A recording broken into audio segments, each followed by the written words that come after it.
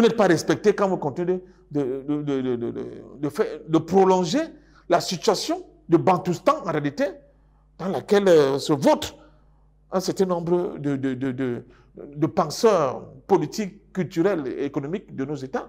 Vous n'êtes pas respecté. Pour être respecté, justement, il faut être capable de prendre votre destin en main. Et c'est ce qu'ont fait les Maliens. C'est pour ça que gêné, M. Macron peut se lancer, on n'a plus d'aide à vous apporter. Mais il faut qu'il sache qu'il y aura des conséquences. Les conséquences, c'est que le Mali sera obligé de sortir de cette cage de fer constituée par ce franc CFA.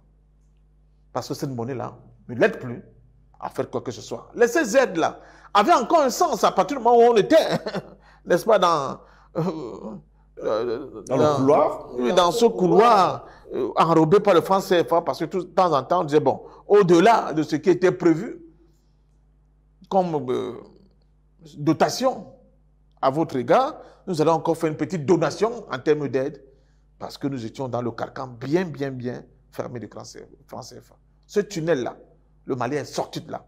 Et s'il sort, comme le Mali est sorti de là, il y a des conséquences. La première conséquence, c'est que le Mali est obligé, seul ou bien avec d'autres pays, de se doter d'une nouvelle monnaie qui ne soit plus, c'est justement cette cage de fer que constitue cette monnaie nazie que le franc CFA. La France a-t-elle jamais aidé un pays sur le continent africain? Si oui, quelle était son aide? Non, ça m'oblige de parachever pour dire que oui, tant qu'on reste dans cette construction économique dirigée par cette monnaie nazie que le franc CFA, elle peut claironner, elle peut se prévaloir d'aider les Africains. Mais ce qu'elle oublie, c'est qu'il y a un vieux contentieux historique. La question du contentieux historique revient à la base.